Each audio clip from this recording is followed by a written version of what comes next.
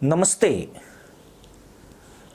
पाकिस्तान में छुपे उन आतंकियों की जान पर आफत बन आई है जो भारत के खिलाफ साजिशें रचते आए हैं।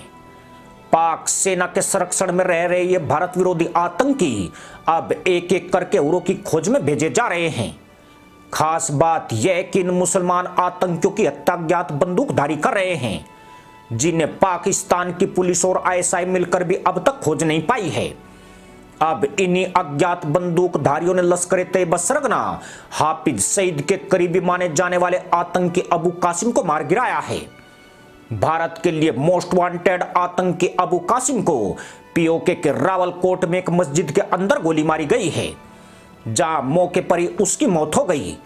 अबू कासिम को निपटाने के बाद हमलावर मौके से फरार हो गए।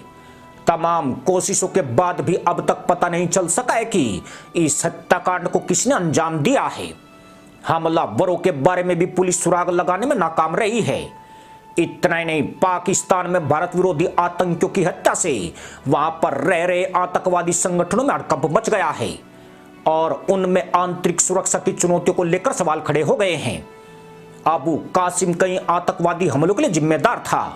वह जम्मू कश्मीर में भारतीय सुरक्षा बलों के खिलाफ कई हाई प्रोफाइल हमलों में भी शामिल था। इतना ही नहीं, वो पीओके के लश्कर तैयबा के आतंकवादियों को लॉन्च पैड के जरिए जम्मू और कश्मीर में दाखिल कराता था। वह उन आतंकवादियों का रहने, खाने पीने और पैसों का इंतजाम भी कराता था। कासिम स्थानीय युवाओं को लश्कर में भर्ती कराने के काम में भी शामिल था। उसे इसके लिए बाकायदा पाकिस्तान से पैसे मिलते थे। भारतीय सुरक्षा एजेंसियां काफी समय से अबू कासिम की तलाश कर रही थी।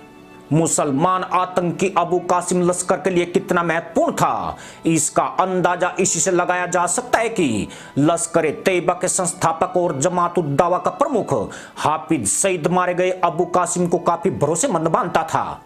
दोनों के करीबी संबंधों ने पाकिस्तान के भीतर आतंकवादियों की भर्ती को तेज किया था। जम्मू कश्मीर में होने वाले हर हमले की प्लानिंग हाफिज सईद अक्सर अबू कासिम को ही सौंपता था। अबू कासिम को पाकिस्तान की सेना ने ढेरों सुविधाएं प्रदान की हुई थी, लेकिन दिखावे के लिए वो बेहद लो प्रोफाइल में रहता था ताकि कोई उसकी पहचान न कर सके। भारतीय खुफिया एजेंसियां भी उसकी तलाश में जुटी हुई थी। हालांकि अबू कासिम का तिया पांचा किसने किया है, यह अभी तक भी एक रहस्य बना हुआ है। लेकिन कहा जा रहा है कि हमलावर कई दिनों से अबू कासिम के पीछे पड़े हुए थे। खुद कासिम ने भी आईएसआई को बताया था कि कोई उसका पीछा कर रहा है और उसकी जान पर खतरा बना हुआ है, मगर बावजूद इसके अबू कासिम का बैंड बज गया। अबू कासिम पहला मुसलमान आतंकवादी नहीं है जो पाकिस्तान में रहस्यमय तरीके से मारा गया है, बल्कि पाकिस्तान में भारत के दुश्मनों का एक एक करके सफाया हो रहा है। पिछले महीने 12 अगस्त को हाफिज सईद के एक और करीबी खालिद सैफुल्लाह को अज्ञात हमलावरों ने गोली मार दी थी। गनीमत रही कि सैफुल्लाह जिंदा बच गया। खालिद लंबे समय से पाकिस्तान में लश्कर तैयबा के लिए फंड और समर्थन जुटाने का काम संभाल रहा था। इससे पहले 30 मई को लश्कर के टॉप कमांडर अब्दुल सलाम भुट्टावी की मौत की खबर आई थी। भुट्टावी ने 2008 में मुंबई हमलों को अंजाम देने वाले आतंकियों को ट्रेनिंग दी थी। वह लंबे समय से पाकिस्तान की जेल में टेरर फाइनेंसिंग में सजा काट रहा था। पाकिस्तान में ही अज्ञात बंदूकधारियों ने आतंकी जहूर मिस्त्री की हत्या कर दी थी। जहूर इंडियन एयरलाइंस के विमान IC 814 की हाईजैकिंग में शामिल था। 28 फरवरी को भारत के एक और दुश्मन सैयद खालिद को अज्ञात हमलावरों ने मार गिराया था। वहीं बशीर अहमद पीर को भी मस्जिद से बाहर आते वक्त गोलियों से भून दिया गया था। जबकि भारत के एक और मोस्ट वांटेड आतंकी एजाज अहंगर की अफगानिस्तान में हत्या हो गई थी। यानी पिछले एक साल के भीतर आधा दर्जन से अधिक मुसलमान आतंकियों का रहस्यमय ढंग से सफाया हो गया है। मजे की बात यह कि आज तक एक भी कातिल नहीं पकड़ा जा सका है।